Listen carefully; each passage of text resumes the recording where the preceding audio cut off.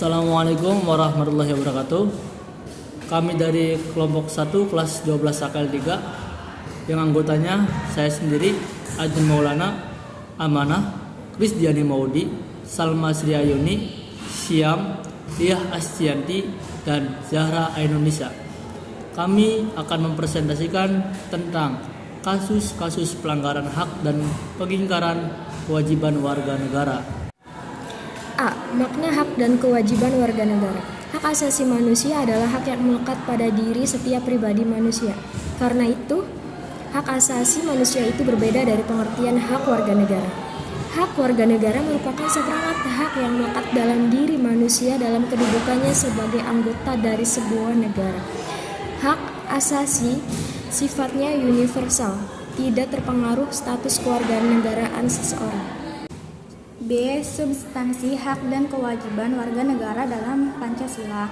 1. Hak dan kewajiban warga negara dalam nilai dasar sila-sila Pancasila. A.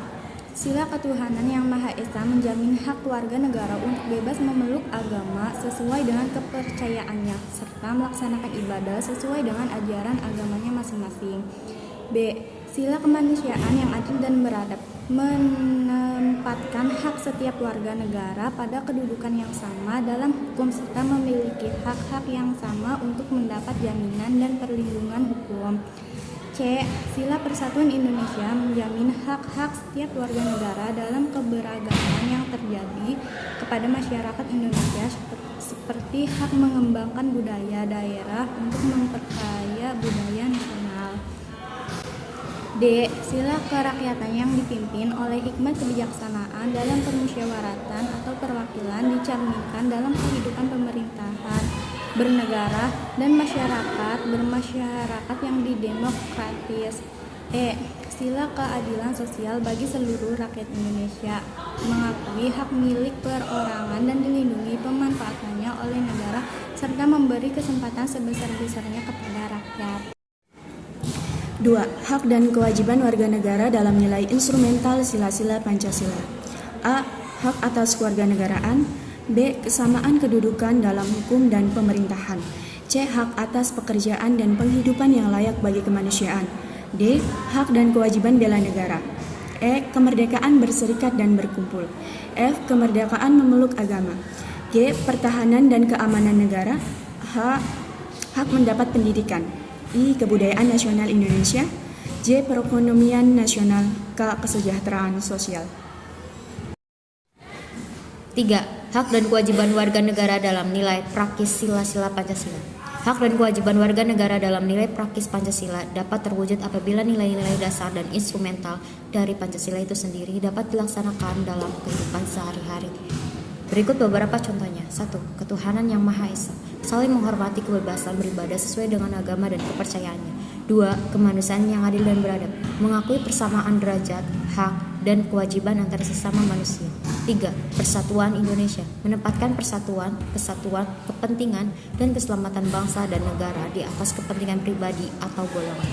4. Kerakyatan yang dipimpin oleh hikmah kebijaksanaan dalam permusyawaratan perwakilan, mengutamakan musyawarah dalam mengambil keputusan untuk kepentingan bersama.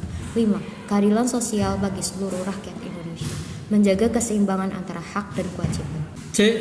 Kasus pelanggaran hak dan pengingkaran kewajiban warga negara. 1.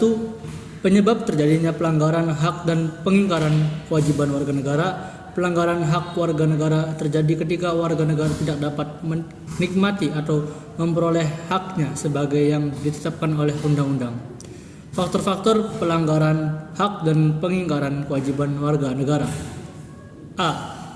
Sikap egois atau terlalu mementingkan diri sendiri. B. Rendahnya kesadaran berbangsa dan bernegara. C. Sikap tidak toleran. D. Penyalahgunaan kekuasaan.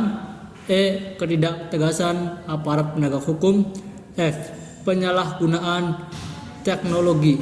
2. Kasus pelanggaran hak warga negara. Pelanggaran terhadap hak warga negara bisa kita lihat dari kondisi saat ini terjadi misalnya sebagai berikut. A. Proses penegakan hukum masih belum optimal dilakukan.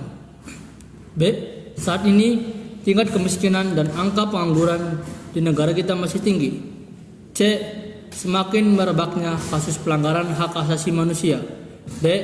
Masih terjadi tindak kekerasan mengatasnamakan agama. E. Angka terputus di sekolah yang cukup tinggi. F. Pelanggaran hak cipta. 3. Kasus pengingkaran kewajiban warga negara. Pengingkaran kewajiban warga negara banyak sekali bentuknya, mulai dari sederhana sampai yang berat, yaitu A. Melambungnya jumlah sampah berserakan. B. Melanggar aturan berlalu lintas. C. Merusak fasilitas negara. D. Tidak membayar pajak negara. E. Tunda berpartisipasi dalam usaha pertahanan dan keamanan negara. D. Penanganan pelanggaran hak dan pengingkaran kewajiban warga negara. 1. Upaya pemerintah dalam penanganan kasus pelanggaran hak dan pengingkaran kewajiban warga negara. A. Supremasi hukum dan demokrasi harus ditegaskan.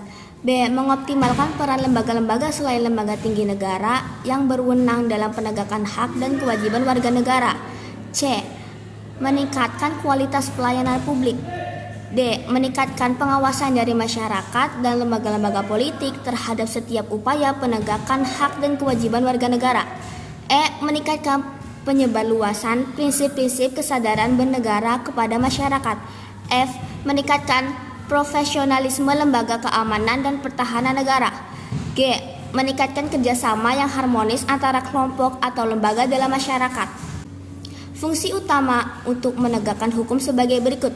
A. Kepolisian melakukan penanganan terhadap kasus-kasus yang berkaitan dengan pelanggaran terhadap hak warga negara untuk mendapatkan rasa aman. B. Tentara Nasional Indonesia (TNI) melakukan penanganan terhadap kasus-kasus yang berkaitan dengan gerakan separatisme. C. Komisi Pemberantasan Korupsi melakukan penanganan terhadap kasus-kasus korupsi. D. Lembaga peradilan melakukan perannya untuk menjatuhkan vonis dan kasus.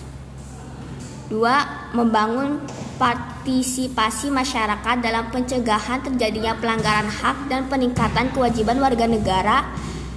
Upaya pencegahan dan pengamanan pelanggaran hak dan peningkatan kewajiban warga negara yang dilakukan oleh perintah tidak akan berhasil tanpa dukungan oleh siapa dan perilaku warga negaranya.